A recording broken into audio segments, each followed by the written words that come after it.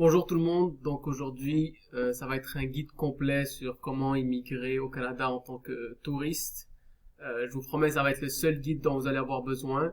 Je vais aller en détail à propos de tout. On va passer à travers l'admissibilité, ensuite les documents à soumettre. Ensuite il y aura une période où je vais vous montrer les questions fréquentes que je reçois de mes clients. Et je vais vous donner quelques petites astuces et quelques pièges à éviter lorsqu'on soumet ce genre de demande.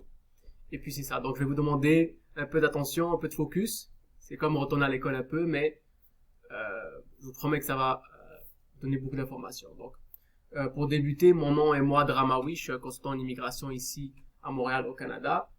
Et concernant cette demande, concernant ce type de demande, donc la demande de visa visiteur pour le Canada, donc il y a certains critères qui sont des critères généraux comme la santé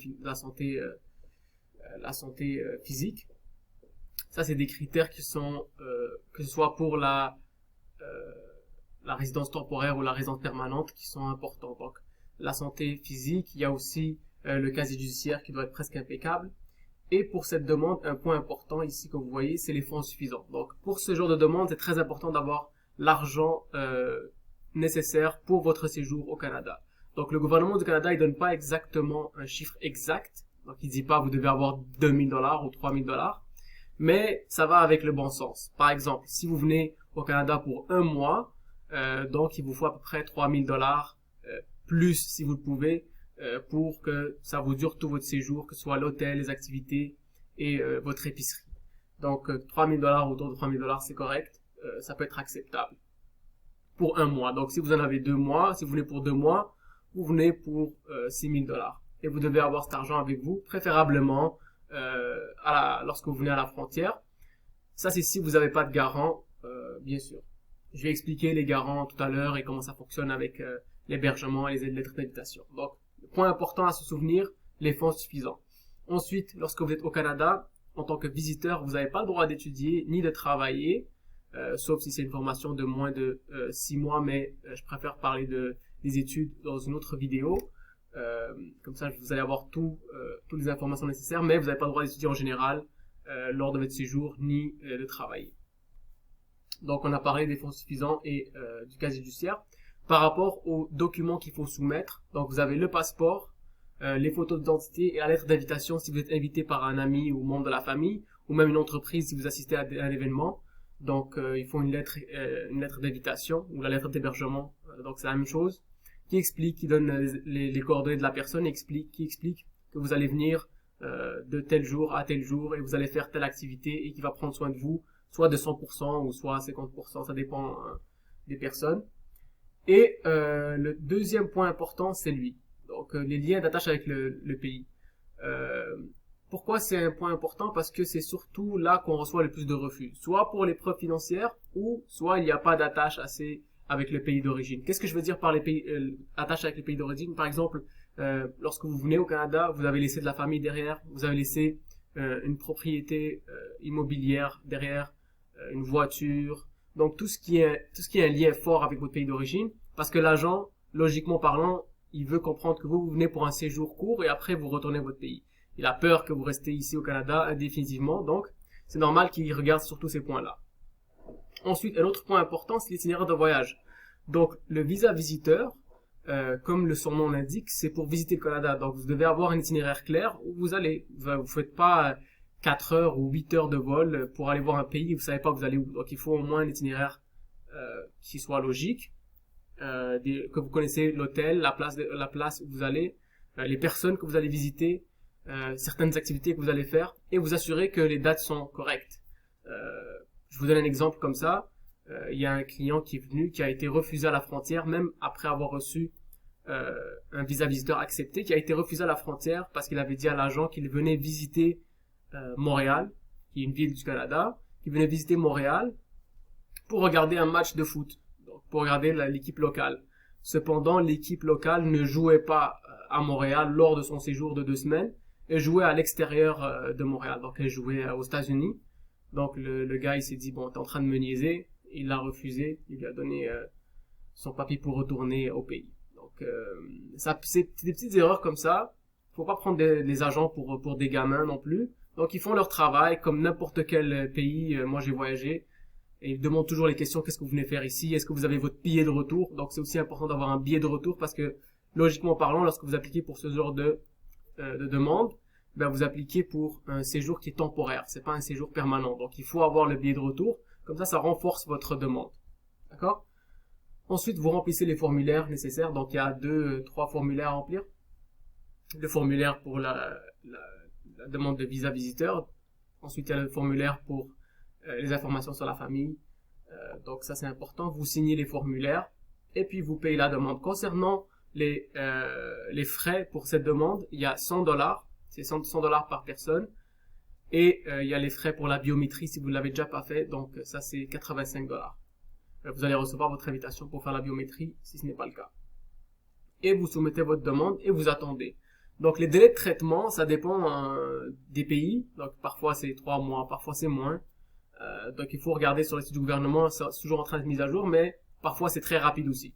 Donc les délais de traitement, ça dépend du pays par lequel on passe au début. Donc vous pouvez faire une demande en ligne ou par papier, mais c'est conseillé de faire en ligne là. Donc voilà. Vous attendez si vous avez une invitation pour faire une entrevue, puis vous faites l'entrevue à une ambassade près de chez vous. Donc voilà. Pour la biométrie, je vous avais dit que c'est $85, donc c'est ça. Et vous attendez la décision. Concernant ce genre de demande, parfois vous avez tout et vous êtes quand même refusé, et parfois vous n'avez pas tout et vous êtes quand même accepté. Donc c'est quand même bien de faire ce genre de demande. Moi je conseille toujours à mes clients de se lancer dans ce genre de demande parce que c'est pas une demande qui demande beaucoup de procédures et c'est pas très cher. $100 pour faire une demande pour visa visiteur, c'est quand même super par rapport aux autres programmes qui s'offrent à vous. Donc, et plus tard, lorsque vous allez venir au Canada, ça vous ouvre les portes pour d'autres opportunités si vous voulez changer votre statut, par exemple vers un permis d'études ou vers le travail, ou si vous rencontrez quelqu'un au Canada, donc vers le parrainage. Donc, il y a plusieurs demandes qui s'offrent à vous et ça peut être intéressant pour vous et votre famille aussi. Donc, lorsque vous êtes accepté, vous allez avoir ce qu'on appelle un port d'entrée qui va être apposé à votre passeport. Et puis, c'est avec ça que vous allez venir au Canada et c'est l'agent qui va déterminer exactement le nombre de jours dans lesquels vous avez droit. Concernant ce demande, vous avez seulement le droit de rester au Canada un maximum de 6 mois. Donc, ça peut être plus court, ça peut être plus long. Donc, si vous voyez que dans votre pays, vous recevez beaucoup de refus, commencez pas à demander des demandes de 6 mois. Faites une demande courte de 2 semaines ou de 1 mois parce que ça, c'est une demande, logiquement parlant, touristique. Donc, il y a personne qui va dans un pays comme le Canada rester un touriste pendant 6 mois. C'est un peu exagéré. Donc, faites des demandes plus courtes et peut-être que cela va changer par rapport à l'admissibilité, par rapport à votre réponse qui va être plus positive. Donc, le maximum que vous pouvez avoir votre séjour, ça va être 6 mois. Il y a aussi possibilité de prolonger son statut. Il faut seulement faire la demande préférablement 1 mois à l'avance. C'est ce qui est indiqué. Vous pouvez la faire un peu, genre quelques jours avant ou une semaine avant, mais préférablement 1 mois à l'avance. Et en attendant que votre demande va être soit approuvée, soit refusée, ben vous allez rester dans un statut ce qu'on appelle conservé. Donc vous allez rester légalement au Canada dans votre statut de visiteur. Si votre demande est refusée, vous allez recevoir une lettre indiquant la raison pour laquelle vous avez été refusé. Et puis vous réfutez la demande et vous réappliquez encore une fois que votre situation a changé ou si vous pouvez le faire tout de suite. Donc c'est une demande où parfois les gens ils peuvent appliquer une fois, ça marche pas, une deuxième fois ça marche. Donc ne vous découragez pas surtout pour ce genre de demande. Lorsque vous arrivez au Canada, vous arrivez avec vos preuves. Donc si vous avez été invité, vous arrivez avec votre lettre d'invitation, vous arrivez avec les coordonnées, votre itinéraire, et bien évidemment votre passeport et vos documents, et aussi votre argent, votre propre d'argent. Et vous arrivez avec confiance, et ça va super bien aller aux frontières. Parfois ils posent beaucoup de questions, parfois ils posent pas de questions du tout. Donc ça dépend des agents. Donc faut pas avoir peur non plus des agents là, c'est tout. Donc par rapport aux questions que je reçois de manière récurrente de mes clients, combien d'argent est-ce que je dois avoir exactement, je viens pour 2 jours, je viens pour 6, je vous ai donné une règle générale. Donc, après $3,000 ou 2 500 €, à 3 000 € par mois. Donc voilà, vous avez le droit jusqu'à 10 000 $ non déclarés lorsque vous rentrez. Plus de 10 000 $, vous devez déclarer, donc dire d'où est la provenance de votre argent par personne. Donc si vous venez en famille, c'est 10 000 par personne. Ensuite, si je fournis des relevés bancaires, combien de mois auparavant est-ce que je dois fournir les preuves nécessaires? Ça dit que ça doit être dans les 6 derniers mois, dans les 3 derniers mois, dans le mois qui viennent passer. Parfois, on montre seulement des reçus. Parfois, il y a des clients qui montrent même pas de preuves financières et ils sont acceptés pareil. Donc, les demandes de visa, parfois, c'est juste, ils passent, ils font passer, ils acceptent. Et parfois, ils refusent. Il n'y a pas vraiment de logique non plus dans le délai de traitement. Parfois, ils traitent des demandes des mois passés. Parfois, ils traitent des demandes qui viennent d'être déposées. Donc, avec le gouvernement du Canada, faut pas non plus se comparer trop aux autres personnes qui ont fait les demandes en même temps que vous. Est-ce que je peux travailler ou étudier? J'ai déjà répondu à ça. Combien de temps est-ce que je peux rester? Comme je vous avais dit, c'était 6 mois. Vous pouvez avoir des entrées multiples. Donc souvent, ils donnent des entrées multiples, ce que ça veut dire qu'avec le même visa, vous pouvez rentrer au Canada et sortir du Canada plusieurs fois pendant une période de 10 ans. Mais vous pouvez seulement rester pendant 6 mois. Donc par exemple, vous pouvez venir pendant 2-3 mois, ressortir et revenir plus tard. Si vous avez des objectifs, par exemple, à accomplir, si vous voulez changer votre statut au Canada et que ça arrive pas, vous retournez, vous vous préparez encore plus et vous revenez. Donc, faut pas se décourager non plus. Mon visa a été refusé, est-ce que je peux appliquer de nouveau? Oui, bien sûr, vous pouvez appliquer et ça va être traité selon sa propre demande. Est-ce que je dois avoir une assurance de voyage lors de mon séjour? C'est pas obligatoire pour ce genre de demande, pour ce type de visa, c'est pas obligatoire d'avoir une assurance de maladie, mais c'est recommandé, surtout pour les personnes d'un certain âge. Pourquoi? Parce que les coûts de services, les services médicaux, ben ça coûte très cher. Donc pour éviter qu'un dégât arrive, donc et que ça vous coûte cher les vacances, donc préférablement avoir des assurances voyage. Est-ce que je peux prolonger mon statut? Oui, vous pouvez. Et est-ce qu'un garant, ça garantit ma demande? Pas nécessairement, ça garantit pas, mais bien sûr que ça peut aider si une personne vous invite et vous héberge chez elle et qu'elle prend soin de vous à 100%, si vous avez de la famille, votre frère, votre sœur, ou peu importe, ou une compagnie qui vous héberge, donc c'est sûr que ça peut vraiment aider votre demande et ça renforce la demande bien sûr. La lettre d'invitation, est-ce qu'elle a un certain format? Oui, il faut indiquer les informations de la personne, votre relation avec elle, la raison d'invitation, la durée de séjour, etc. Les preuves, le statut de la personne, résidente ou citoyenne. Donc voilà. Mon garant peut-il couvrir les frais de tout mon voyage et mon séjour? Il peut tout couvrir, sinon il peut couvrir seulement une partie. Vous venez avec votre argent aussi, ça peut aussi être bien. Est-ce que je dois fournir des preuves de fonds si j'ai un garant? Si vous avez un garant, c'est le garant qui va fournir les preuves de fonds, comme quoi il travaille ou qu'il a une certaine somme pour prendre soin de vous. Et il prouve qu'il a une maison ou un endroit qui a préparé pour vous, donc c'est aussi bien.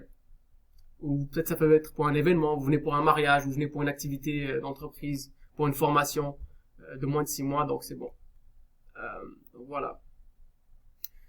Que se passe-t-il si mon garant ne peut pas m'héberger après mon arrivée? Ben, vous le dites au gouvernement, mais si vous pouvez vous débrouiller, ben, vous vous débrouillez seul. Donc concernant la demande, ce que vous devez faire pour appliquer, c'est très très simple. Vous allez sur le site canada.ca et vous créez un compte clé GC et ensuite vous allez avec les étapes, vous répondez aux questions. Je veux immigrer pendant une durée de moins de 6 mois et ils vont vous dire exactement où déposer tous les documents que je vous ai dit. Donc, que je vous ai montré aujourd'hui. Et puis, si vous faites tout ce que je vous ai dit, vous n'allez pas avoir de problème avec cette demande. Et même si vous êtes refusé, n'hésitez pas à appliquer encore.